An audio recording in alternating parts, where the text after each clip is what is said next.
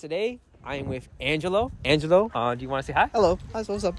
So today, Angelo, I'm going to ask you just two questions, and I might give you a bonus question. Okay. So the first question is this. What do you think about AI? AI is a very broad thing. I don't think all AI is bad. Like, there's AI for softwares that do help, such as, like, I use my drawing softwares. They have AI for, like, line stability. You know, that's casual AI, whatever. That's for creativity. It's supposed to be a tool to help you. The AI I don't agree with is generative AI, because that's outright stealing work from artists and work from people to automate. They think that they can automate the job to make it more faster, this and that, but it's actually just extracting the creative labor away from it. You're not really doing a bunch of like actual work, you know? Like, and the whole part with art and creativity is that like a lot of art is problem solving and revising. AI cannot do that because you're only prompting it to do what it knows what to do. And with that, you can't have it do that unless you are putting in work from other people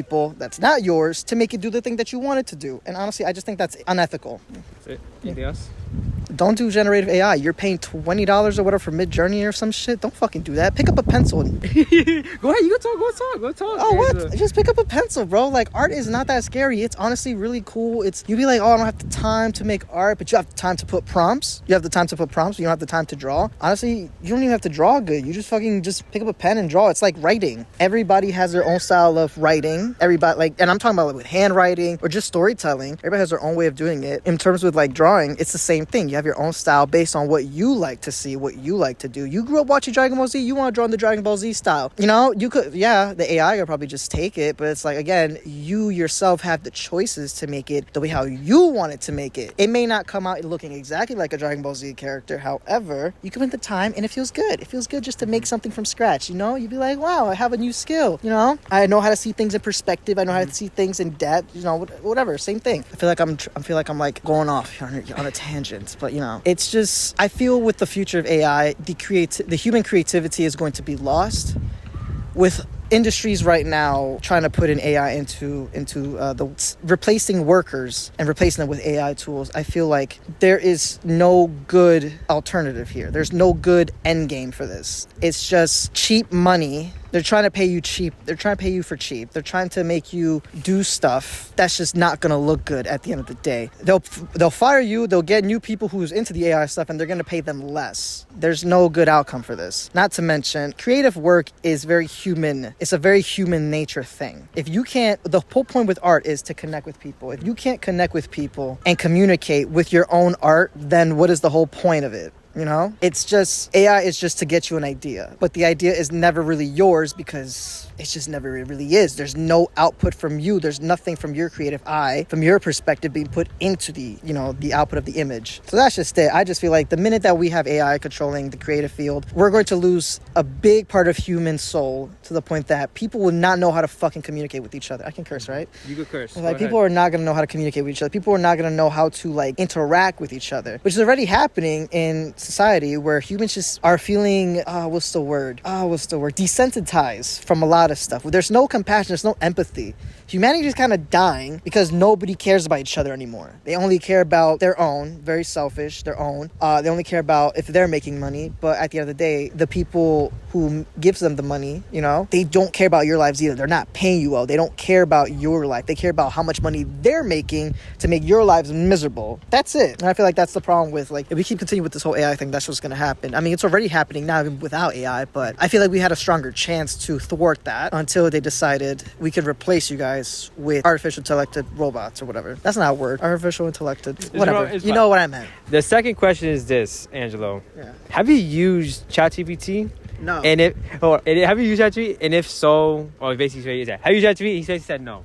No, I've never used it because honestly, I prefer writing everything by hand or just even my computer. I don't need an AI to help me figure out words that I want to use, you know? I could search up alternative for a certain word. That's it. I could just search it up and find it and write it on my own, use it in the way I want to use it with the context I want to use it. And AI with ChatGPT is just like, it's taking things from that people have already written. And it's like, you know, it's plagiarizing. Let's say like I took a passage from a book and then I took a passage from some dude on Twitter, you know? And it's like, I don't know if you know this, but in school, we were very much taught to cite things that we find. We can use certain quotes, we can use certain passages, but we need to citate it. And AI will not. So you're basically plagiarizing, you know? The third question is, what would you say for anyone that wants to use ChatGPT for their projects? Would you say to do it, use it, or not? I recommend don't do it. There's no point in it. And if you're disabled, man, disabled people also fucking do it by hand or do it from like their own. They don't ever have to use an AI to do it, you know? It's just, I recommend you to just do it. It's more appealing. It's more, what's the word? Fulfilling. It's more fulfilling, you know? You feel like you actually did some work. You feel proud of yourself. You feel productive. You feel like you really put your mind into it. Your brain is working when you are writing your own stuff. That's just it. You don't really need an assisted help from a robot. If anything, I would say the only good thing AI for writing is grammar mistakes. That's the most helpful thing. Every computer fucking has it. Your phone has it. But, you know, it's learning based on how you type. That's fine. But with ChatGPT, it's, again...